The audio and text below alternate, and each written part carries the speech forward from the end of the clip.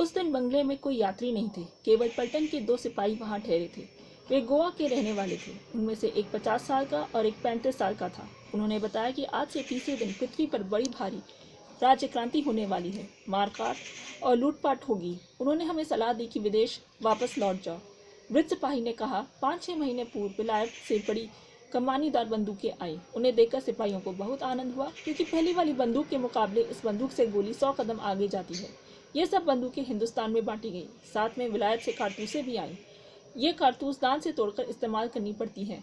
कलकत्ता से 4 कोस पर डमडम की छावनी में कारतूस बनाने का कारखाना शुरू किया गया। यहाँ पर एक तालाब पर एक ब्राह्मण पानी भर रहा था, तो वहाँ एक चमार ने उससे लोटे भर पानी पीने के लिए मांगा। तब उस ब्राह्मण ने कहा, अगर मैं अपना लोटा तुझे दूं तो वह भ्रष्ट हो जाएगा। तब उस चमार ने कहा, अरे जाओ जाओ, बहुत जात की डींगे हाँकते हो। इधर जो तो कारतूसें तैयार हो रही हैं, उनमें गाय और सुअर की चर्बी लगती है।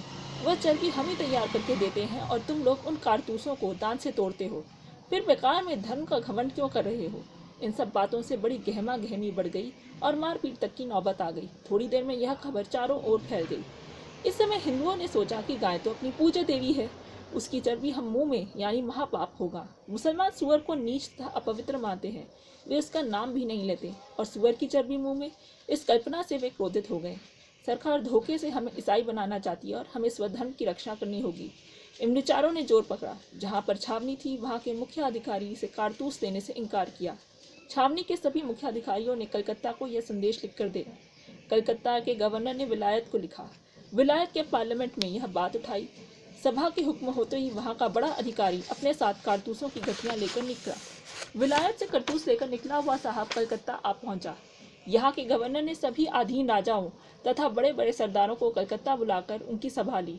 इनमें नाना साहब पेशवा, लखनऊ की बेगम, झांसी की रानी तथा दिल्ली के फिरोज शाह को बुलाया नहीं गया। साहब ने 84 कायदे वाले फहरिस्त सुनाई और कहा कि ये सभी कानून तुम्हें स्वीकार करने पड़ेंगे। एक आध उदाहरण इस प्रकार है, 4 हिंदू भाइयों में से कोई मुसलमान हो गया तो उसे पिता की जायदाद में हिस्सा मिलेगा, वह उसी घर में बंटवारा लेकर रह सकता है। ब्राह्मण जाति में कोई पुनर्विवाह करके संतति प्राप्त करता है तो उसे अधिकार देने के बारे में ऐसे 84 कानून सुनाए गए, जिन्हें सुनकर सभी को आश्चर्य हुआ। इस पर बानपुर के राजा ने कहा, अगर ये 84 कानून अमंगल में है, अमंगल लाए तो धर्म संबंधी बखेड़ा उठ खड़ा होगा। साहब ने कहा, 84 कानून तो इस समय हम लागू नहीं करेंगे, लेकिन कारतूस तो लेनी ही होंगी। कहकर उसने हुक्म जारी किया। इस धर्म युद्ध के लिए निश्चित की गई तारीख आज से 3 दिन बाद आ रही है। उस दिन सिपाही मिलकर अपने अफसरों से यह 3 बार कहेंगे कि कारतूस नहीं लेंगे, नहीं लेंगे, नहीं लेंगे। और अगर इस पर वे लोग नहीं माने तो तुरंत ही गोरे लोगों को पकड़कर छावनी से निकाल बाहर कर दिया जाएगा और गोले बारूद, मैगजीन, खजाना सब अपने कब्जे में लेकर छावनी को आग लगा दी जाएगी। इस प्रकार के गुप्त पत्र रवाना हो चुके हैं। हमने यह फैसला किया कि हम तो लड़ाकू हैं नहीं, गरीब भिक्षु हैं। काले लोग इकट्ठा आकर धर्म के लिए लड़ रहे हैं तो हमें भय कैसा।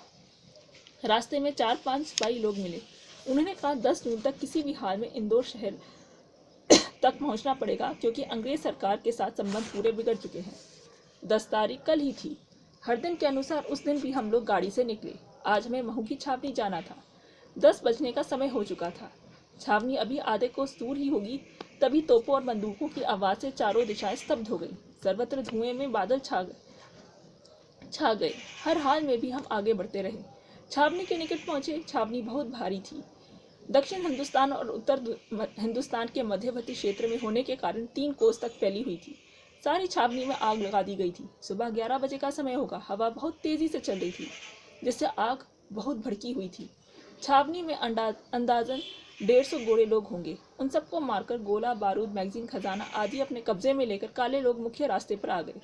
जैसे ही हम आगे बढ़े तभी 300 सिपाही लोग हमारी गाड़ी को घेर कर खड़े हो गए।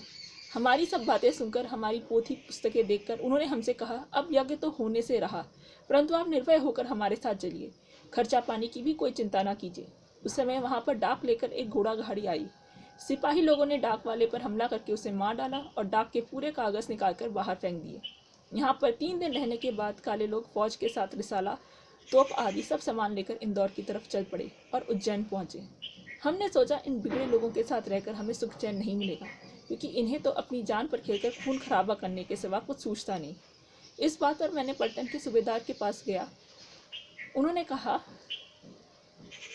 कि हम उनसे कहा कि हम घर से विदेश इसलिए निकले थे कि कुछ द्रव्य प्राप्ति होगी और यात्रा भी संपन्न होगी।